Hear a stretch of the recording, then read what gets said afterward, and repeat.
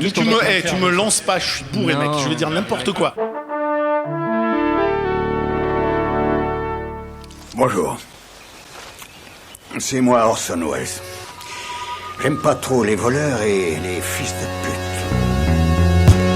Salut, c'est Nos Ciné, votre rendez-vous hebdo avec le cinéma qui sent bien s'éloigner de lui de l'indolence de l'été, s'installer le petit pincement au cœur qui sonne l'imminence de la rentrée, mais refusant de se laisser rabattre. Nous comptons bien boire jusqu'à la lie le calice des vacances et conclure en beauté notre intense session estivale dans les travées de notre vidéothèque idéale avec un monument, une pierre angulaire du cinéma qu'on aime, John Carpenter, dont quasiment chacune des œuvres mériterait qu'on lui consacre une émission, mais comme il faut bien faire des choix dans la vie, nous nous arrêterons tout particulièrement sur deux d'entre elles, Asso et The Thing.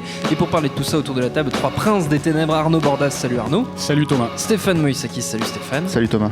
Et Yannick Dahan, salut Yannick. Salut. Et le public autour de nous ici, autant qu'elle est Nos Ciné spécial John Carpenter. C'est le 5e et dernier numéro de notre vidéoclub de l'été et c'est parti. Monde de merde. Pourquoi il a dit ça? C'est ce que je veux savoir. Deuxième entrée dans la section long métrage du très joli CV de Monsieur Big John Carpenter, un film qui a fait école, dont de nombreux réalisateurs continuent encore aujourd'hui d'exploiter les recettes, voire de tenter parfois tristement de recréer la puissance ensorcelante. Ce film, c'est Assault on Precinct 13 en VO, 1976, petit budget, $100,000, un casting sans star, mais un chef-d'œuvre immédiat, un huis clos étouffant, aux côtés d'un petit groupe encerclé par un gang redoutable de Los Angeles dans les murs d'un poste de police quasi désaffecté, 3 fois rien a priori, mais le résultat nous tient à chaque visionnage accroché au plafond pendant 91 minutes avec cerise sur le gâteau, la BO signée Carpenter lui-même, là encore souvent copiée, rarement égalée.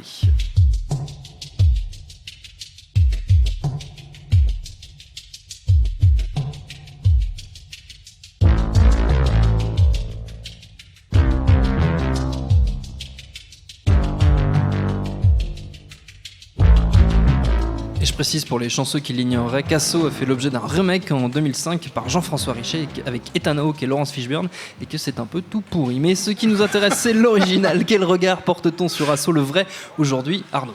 Eh bien, oui, Asso. Alors, c'est vrai que c'est le premier film qui a vraiment fait remarquer John Carpenter. Avant, il y avait eu Dark Star quand même aussi, son film de science-fiction.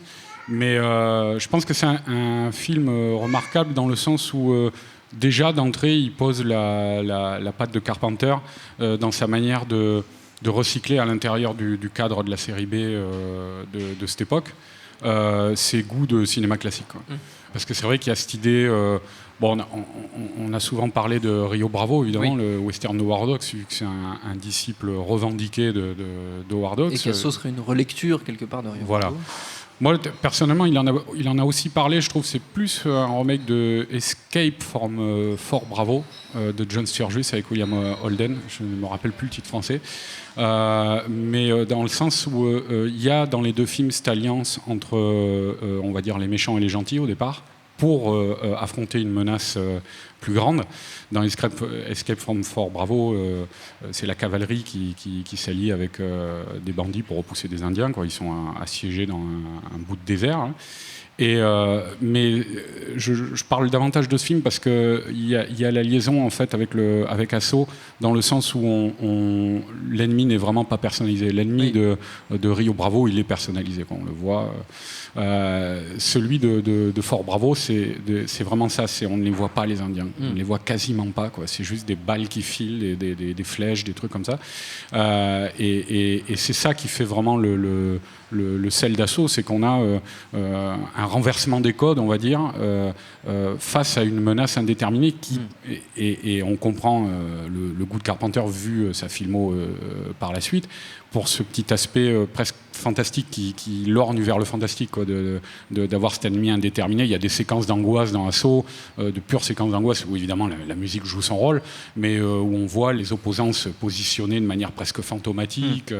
D'ailleurs, juste une petite parenthèse, tu as parlé du remake de Richet, mais il y a un remake non avoué qui est largement plus brillant et français, c'est le Nid Gap de Florence Thierry, quand même, parce que c'est pareil, ça reprend complètement les codes, voilà. Les codes d'Asso. Stéphane. C'est un film qui a créé une structure, qui a remis au goût du jour une structure de façon urbaine dans plusieurs films. Je veux dire, même nous, on a un peu fait ça avec La Horde à l'époque, quoi, sans même s'en rendre compte, quoi. C'est tellement quelque chose de... La Horde, qui est le film de Yannick que vous avez, voilà. sur lequel vous avez pu travailler. C'est une structure qui est tellement en fait forte, simple mais forte, que voilà, en fait, il y a beaucoup de films, de séries B, de choses qui ont repris ça, même encore une fois sans s'en rendre compte. Le truc qui est très fort avec Asso, c'est justement ce que disait Arnaud, c'est que c'est un film qui représente Carpenter de manière globale. C'est-à-dire, effectivement, c'est la première fois qu'on avait le cinéma de John Carpenter. Ouais. C'est ça, quoi. Le cinémascope, la musique, l'aspect radical, no bullshit du personnage. Et moi, personnellement, c'est ce qui me manque aujourd'hui dans le cinéma actuel, quoi. C'est-à-dire vraiment le fait qu'il y ait une personnalité qui transcende totalement le sujet, le genre, en fait, qui est traité à l'écran, quoi. Et Asso, c'est ça, quoi. Tu pars de Howard Hawks, t'atterris sur John Carpenter. C'est vraiment comment reprendre ses propres films. The Thing, ça va être la même chose. C'est-à-dire que malgré le fait que ce soit un remake, malgré le fait que c'est un film de John Carpenter, quoi qu'il arrive, en fait. Et c'est ce qui fait la force de son cinéma de manière générale. C'est pour ça que j'ai un peu de mal, en général, à faire la distinction qualitative entre tous les autres films, parce que cette personnalité, elle imprime tellement, en fait, son cinéma, et vice-versa, que voilà, c'est presque un...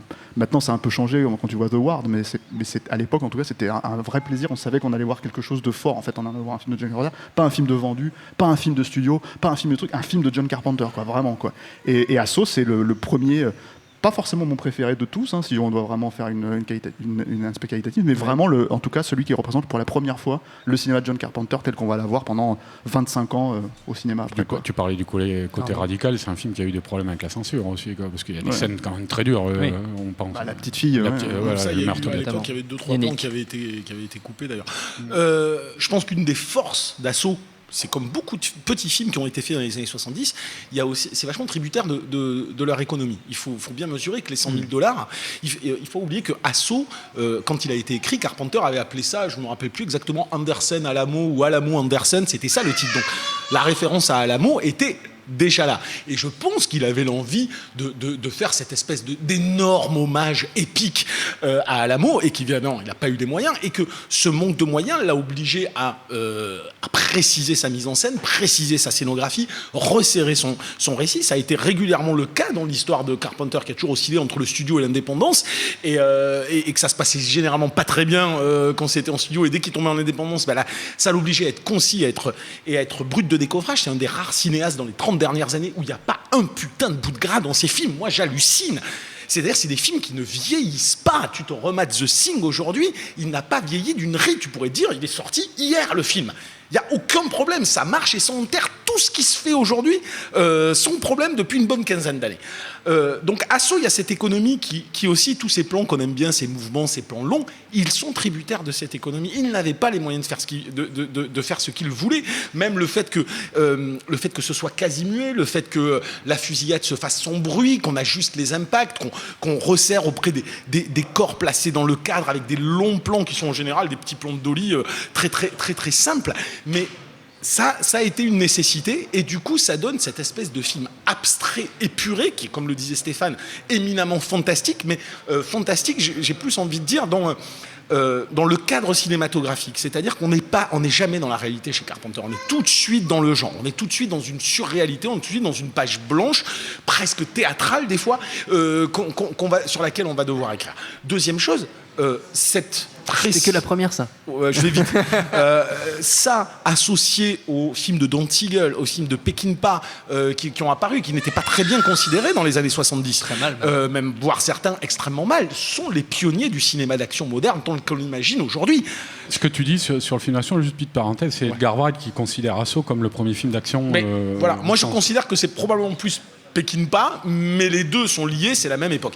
Carpenter, c'est un anticonformiste, évident, mais c'est un mec à morale, c'est un mec tiraillé. C'est ça qui est intéressant, c'est que morale, mais morale anard. Moi, ce que j'aime chez Carpenter, c'est que si chez Friedkin, les personnages basculent dans des névroses, chez Carpenter, ils se révèlent. Et c'est pas pour rien qu'on a souvent des bad guys, des détenus, des criminels, tout ce que tu veux, qui deviennent presque plus héroïques que le héros. Même Big Trouble in Little China est un jeu sur qui est le héros, où est le vrai, où est le faux, avec ce personnage qu'on croit être le héros et qui ne l'est finalement jamais pendant le film. Et il y a Asso à retrouver en DVD et VOD, à voir absolument, vous l'aurez compris, ainsi que tout le reste de la filmo qu'on va continuer à explorer. Because I hate that car. I mean, you care more about that car than you care about me. Who's the Duke? The Duke? The Duke of New York, number one. The big man, that's who. You can't meet the Duke. Are you crazy? Nobody gets to meet the Duke. You meet him once and then you're dead. He's gonna get you. He's gonna get you. He's gonna get you. He's gonna get you. He's gonna get you. He's gonna get you. The boogeyman is coming. On avance de quelques années direction l'an de grâce 1982, année de sortie d'un des plus grands coups de maître de Carpenter, The Thing, dans le top 10 perso de bon nombre d'entre nous, une plongée horrifique dans l'enfer de l'Antarctique où une entité extraterrestre vient bouffer du chercheur norvégien puis du chercheur américain, avec un Kurt Russell qui crève l'écran, des scènes qui retournent bien profondément le cerveau. Petite pensée émue pour les chiens transformés en créatures de l'apocalypse, ça marque à vie. I know I'm human. Some of you are still human. This thing doesn't want to show itself, it wants to hide inside an imitation. It'll fight if it has to, but it's vulnerable out in the open. If it takes us over, then it has no more enemies. Nobody left to kill it. And then it's one. You guys gonna listen to Gary? He can beat one of those things! Et une nouvelle fois, la musique est absolument monumentale. The Thing, on en pense quoi aujourd'hui, Stéphane ? Bah, c'est pareil, un grand classique. Hein. C'est même, je pense, un des plus grands films d'horreur qui ait jamais été fait. Il faut savoir qu'à l'époque, c'est un film qui évidemment n'a pas bien marché du tout en salle, qui a été considéré comme un film, traité comme un film pornographique. Hein. C'est assez dingue en fait de penser que ça puisse voilà, aujourd'hui. Je pense que tout le monde est d'accord pour dire que le travail de Rob Bottin, le maquilleur sur le film, est juste incroyable. Enfin, c'est qui a fini à l'hosto, Rob Bottin. Voilà, qui travaillait dessus 23 heures sur 24, on va dire, quoi. Et effectivement, c'est dans la lignée de ce que disait Yannick tout à l'heure sur la personnalité de John Carpenter. C'est-à-dire qu'en gros, c'est comment prendre un film qui est considéré comme un classique des années 50, qui est dans son temps, hein, qui était dans son époque, et en fait le transcender complètement, en faire quelque chose de totalement viscéral et effectivement, je trouve assez difficile à analyser parce que c'est un film sur l'apocalypse. Oui. Mais c'est un film qui ne montre pas l'apocalypse, c'est un film qui se regroupe sur un microcosme en fait et qui décide de jouer sur cette logique-là. C'est une relecture du mythe du Body Snatchers aussi, qui est moi un de mes thèmes favoris en fait dans le cinéma fantastique, et donc un film profondément sur l'individualisme, en fait, sur l'individualité et sur la personnalité de chacun et comment elle ressort. Voilà, donc tu as des scènes qui sont des scènes classiques qui ont été refaites 100 000 fois, oui. 100 000 fois dans des films de merde, oui, parce qu'il faut bien le dire, quoi. Moi, la scène du test même sanguin... Même le film entier a été refait dans un film de merde. Voilà, mais ça, on va y venir après pour justement signifier l'importance de la personnalité de John Carpenter, à mon sens, dans son cinéma. C'est-à-dire que le truc, c'est que la scène du test sanguin, en fait, c'est une scène qui est très forte dans le film, qui regorge de suspense. Qui a été refaite dans The Faculty, par exemple, de Rodriguez, mais de façon complètement aléatoire et ridicule. Et effectivement, quand tu vois la différence entre les deux films, quand tu te tapes les deux films, tu vois tout de suite ce qui est très important dans le film de Carpenter, c'est que t'as pas besoin de The Faculty pour le savoir, mais ce que je veux dire, c'est que c'est vraiment le fait de faire un film profondément viscéral et humaniste sous des airs de films cyniques et durs, quoi. C'est tout ce qui représente John Carpenter, à mon sens, dans le cinéma d'horreur. Et c'est un des derniers grands films d'horreur épiques. T'as The Thing et t'as l'Exorciste, et voilà, ça se pose là, et merci, au revoir, quoi. Tu vois, il n'y a pas beaucoup d'autres choses. Voilà, et ça a été... Moi, justement, je pense que les gens ont comparé... on dit que le beat du film était dû au fait que E.T. avait cartonné cet été-là, mais moi je pense que c'est absurde, c'est juste parce qu'il y a des thématiques extraterrestres. Et voilà. Je pense que le film n'a pas marché parce que tout simplement, c'est pas un film, comme la plupart des films de John Carpenter, ce n'est pas un film qui brosse les gens dans le sens du poil, c'est un film qui dit les choses de manière assez crue, quoi, c'est-à-dire sur la nature humaine. Donc forcément, c'est un film qui a pris du temps, en fait, pas tant que ça d'ailleurs, comme la plupart des films de John Carpenter, ça a pris 5-6 ans pour devenir un vrai classique, quoi, pour être révélé. Mais c'est un film qui, je pense, a vraiment été marquant aussi dans la carrière de John Carpenter à venir, dans le sens où je pense que ça l'a fait vriller. Si ce film-là avait été extrêmement bien considéré à l'époque où il est sorti, sa carrière aurait vraiment changé. Ça serait devenu James Cameron, ça serait devenu des mecs comme ça, en fait. Ça serait devenu Spielberg, vraiment. Il s'est jamais remis du désamour. Et je pense que de ce film-là, du beat de Big Trouble in Little China, ce genre de truc, où ces films de studio où il aurait vraiment pu devenir le maître de ce type de film, quoi, à la Spielberg, encore une fois, avec James Cameron. C'était un gros film. Hein. Ouais, c'était un très gros film, et ça s'est bidé. C'est son plus gros budget. Voilà, et je pense que c'est ce qui a défini le reste de sa carrière, le beat du film. Moi, je sais, quand on l'avait interviewé à l'époque, je lui avais dit, mais c'est cool qu'il y ait des gens qui considèrent le film aujourd'hui comme un classique. Il dit, ouais, mais c'est trop tard. Ouais. Et, Ça veut en tout fait, dire. quand il m'a dit ça, Ouais. c'était vraiment, je me suis dit, ah oui, d'accord, C'est donc révélateur ça l'a vraiment sur marqué. le reste de voilà. sa carrière, effectivement. Arnaud. Oh, moi, c'est un chef-d'œuvre total. Je crois que c'est difficile à faire ce genre de liste, mais ça serait facilement dans mes 5 films préférés. Quoi. C'est comment arriver à concilier la SF de papa, le western classique, la terreur Lovecraftienne, le film d'aventure, le côté aussi scruter comme ça l'humanité dans un huis clos, ce que font les hommes quand ils sont dans un lieu isolé entre eux comme ça et confrontés à une menace qui est implantée au sein même de leur groupe. Enfin voilà, c'est un film d'une richesse infinie, d'une exécution formidable à tous les niveaux. On a parlé des maquillages, la direction artistique, la mise en scène, les acteurs, tout. Mais c'est un film. Ça fait partie des rares films vraiment où je ne verrais pas quoi dire de mal sur le film. Ouais. Quoi. C'est un film, par exemple, qui prend parce que globalement, c'est aussi un film de maison hantée, hein, quelque part. Quoi. Enfin, c'est avec la menace intérieure, des gens enfermés comme ça dans un lieu clos. Et dans ce genre-là, en général, tout passe beaucoup par la suggestion. Quoi. Oui. Bon, je ne vais pas refaire le truc, hein, mais ouais, les portes qui claquent, le sol qui grince, ces trucs comme ça. Là, à l'intérieur de ce genre-là, Carpenter a dit, je ne vais pas faire ça, je vais tout vous montrer, quoi. Et vous allez en prendre plein la gueule, quoi. Et donc ça déjà aussi, c'est parce que ça va crescendo, quoi. Je veux dire, jusqu'au final avec la bête qui explose toute la base, tout ça.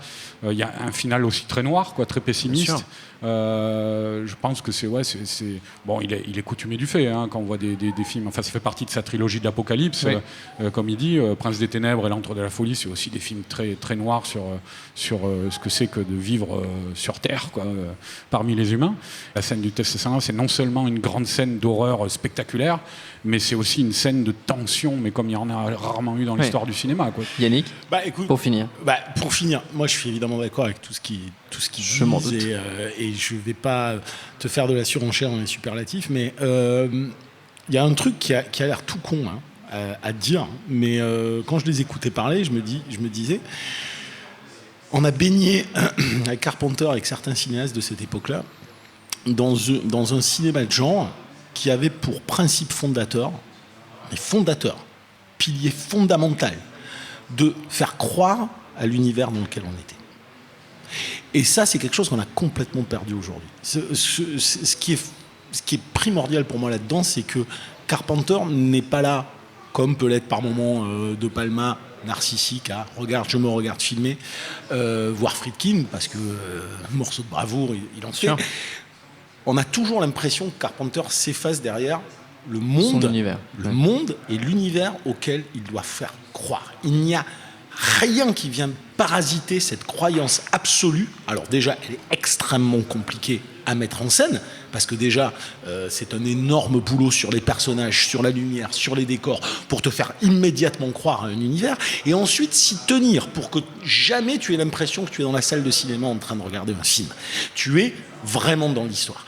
C'est peut-être ça, je pense, qui nous unit chez ces cinéastes artisans qui savent à ce point-là manier l'outil cinématographique, surtout qu'ils n'ont jamais oublié que le but, c'était te faire pénétrer dans un monde, te faire y croire et être totalement immersif. The Thing, pour moi, c'est la perfection à ce niveau-là. C'est un film parfait pour ça. Je ne questionne à aucun moment l'univers dans lequel je suis, j'y crois immédiatement. Et pour faire une petite parenthèse là-dessus, ce que tu disais, tu parlais du remake de The Thing, en fait, qui n'est pas vraiment un remake, qui est une espèce de préquel, voilà. qui nous raconte ce qui est arrivé aux Norvégiens avant que les Américains. Voilà. Moi, ce que je trouve assez, et puis qui s'appelle The Thing aussi, quoi. Oui, donc en fait, c'est assez bizarre que tout le projet. Le truc, c'est que c'est l'héritage en fait que laisse Carpenter derrière lui, qui moi me fait un peu peine, quoi. Et ce qui le rend d'autant plus unique, c'est qu'on s'en fout des remakes de merde, de The Fog, d'Assaut, de tous ces trucs-là. Moi, ce qui m'emmerde, c'est de voir, par exemple, quand il fait Invasion Los Angeles, qui met Obey en gros, quoi, et que les mecs récupèrent ça et que les gosses portent ça aujourd'hui sur leur t-shirt et savent pas ce que ça veut dire, quoi. Ils savent pas qu'il y a un sens derrière ce truc. Ils savent pas.